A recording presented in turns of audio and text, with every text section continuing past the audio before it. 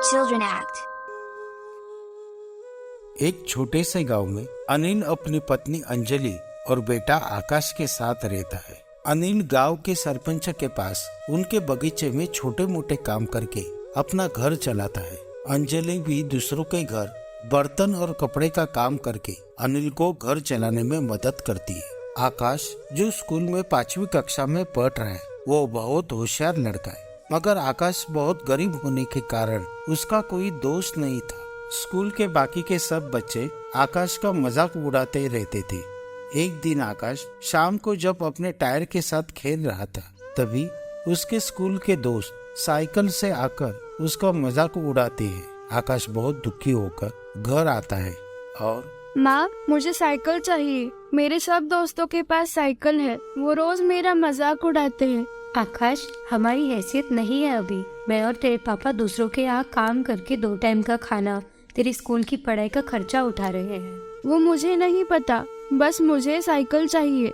आकाश, जिद मत कर। एक बार नहीं बोला ना, चुपचाप जाकर पढ़ाई कर अपनी। आकाश गुस्से से घर के कुछ बर्तन गिरा देता है। तभी अंजलि आकाश को एक लकड़ी से मारती है। आकाश रोने लगता है और गुस्से से घर के बाहर एक कोने में अपना मुंह फुलाकर बैठ जाता है। थोड़ी देर में आकाश के पापा अनिल काम से घर आते हैं। अनिल मुंह हाथ धोकर, आकाश किधर है अंजलि? वो बाहर मुंह फुलाकर गुस्से से बैठा है। क्या हुआ उसे? साइकिल के लिए हट कर रहा था, गुस्से से कुछ बर्तन गिराए, इसलिए मैंने मारा उसे। अच्छा, खाना खाया उसने? नहीं, शाम से अंदर आया ही नहीं है। जब भूख लगेगी तब आ जाएगा वो। आपके लिए खाना परोस रही हूँ, आ जाओ आप। आकाश के लिए खाना लगा के तो मैं उसे मनाता हूँ। और अनिल आकाश का खाना लेकर उसके पास आता है। क्या हुआ बेटा, लो खाना खा लो। और अनिल आकाश को अपने गोदी में बिठाकर खिलाने लगता है। आपको साइकिल चाहिए ना, लाएंगे। मैंने ना थोड़ी बोला, पहले खाना खा लो। और अनिल आकाश को खाना खिलाता है। दूसरे दिन शाम को आकाश घर में बैठकर पढ़ाई कर रहा है। तभी अनिल काम से आ जाता है और अनिल के हाथ में एक बड़ा सा गुल्लक रहता है। वह आकाश को दे देता है। आकाश, ये गुल्लक है। मैं रोज शाम को आने के बाद कुछ पैसे दे दिया करूँ, वह सब इसी गुल्लक में जमा करना। अंजलि, तू भी आकाश को रोज पैसे देते रहा।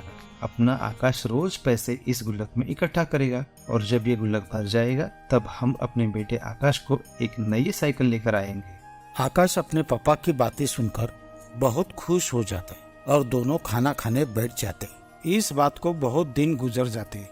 एक बार आकाश स्कूल से आते समय उसे रास्ते में कुछ पैसे पड़े हुए मिलते हैं। वो पैसे आकाश उठाकर घर लेकर आता है और अपने गुल्लक में डाल देता है। अनिल और अंजलि रोज आकाश को कुछ पैसे देते, पर आकाश बिना खर्च किए वो सब पैसे गुल्लक में जमा करता है। कई महीने बीत जाते। एक दिन रात को आकाश गुल्लक लेकर अपने पापा के पास आता है। पापा, ये गुल्लक भर गया है, अभी तो मेरी साइकिल आ जाएगी ना? हाँ बेटा, क्यों नहीं आएगी। मैं कल शाम को जल्दी आऊंगा। और अंजलि, तू भी कल शाम को जल्दी आ जाना। कल हम सब बाजार जाएंगे और अपने बेटे के लिए साइकिल लेकर आएंगे। यह सब सुनकर आकाश बहुत खुश हो जाता है और सब सोने जाते हैं। दूसरे दिन दोपहर में अंजलि जब काम से घर आने लगती है, तब रास्ते में चक्कर आकर वो गिरकर बेहोश हो जाती है। गांव वाले लोग उसे उठाकर घर लेकर आते हैं। तब तक अनिल भी घर आता है। काफी समय गुजरता है, अंजलि को होश नहीं आता है। तभी अनिल अंजलि को हॉस्पिटल में लेकर आता है। आकाश भी साथ रहता है। डॉक्टर अंजलि को चेक करने लगते हैं। इनको सर के बल गिरने से काफ़ी चोट आई है, उसी कारण से ये बेहोशी में है। इनका तुरंत इलाज शुरू करना पड़ेगा। आप नीचे काउंटर पे जाकर एडमिट की प्रोसेस पूरी कर दो। अनिल नीचे काउंटर पे जाकर एडमिट की प्रोसेस करने लगता है। तभी उसे डॉक्टर पैसे भरने के लिए बोलते हैं। मैं पैसे इकट्ठा करके जल्दी आता हूँ। अनिल और आकाश घर आते। अनिल एक संदूक में से पैसे निकालकर गिनता है, पर वो कम होते हैं।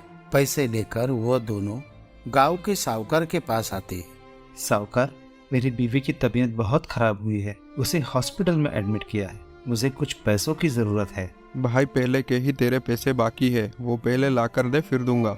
साहूकार, दे दूंगा, सब दे दूंगा। अभी तो कुछ मदद करो, नहीं तो मेरी बीवी मर जाएगी। और अनिल रोते हुए साहूकार के पैर पकड़ लेता है। मरती है तो मर जाने दो, मुझे उससे कोई फर्क नहीं पड़ता। पहले मेरा पुराना कर्जा पूरा कर, फिर नया लेना। और वह साहूकार अनिल को लात मारकर दूर करता है। आकाश यह सब देखकर दुखी होता है। अनिल और आकाश वहाँ से सरपंच के घर की ओर चलते हैं। सरपंच जी, बोल अनिल।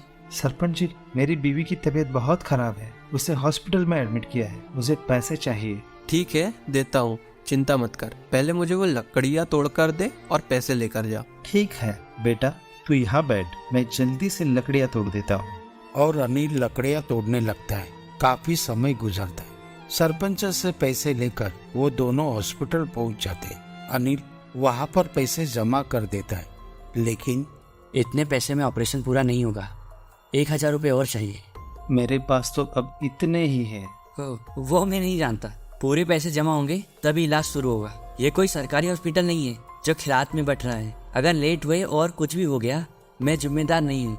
अनिल डॉक्टर को बहुत समझाने की कोशिश करता है, पर डॉक्टर एक भी नहीं सुनता और वहाँ से चला जाता है।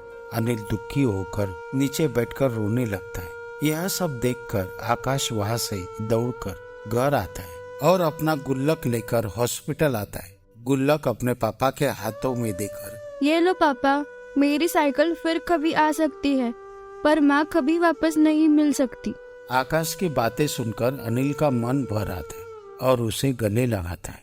और दोस्तों, अगर आपने अभी तक हमारे चैनल को सब्सक्राइब नहीं किया है तो प्लीज सब्सक्राइब कीजिए और लाइक और कमेंट जरूर कीजिए।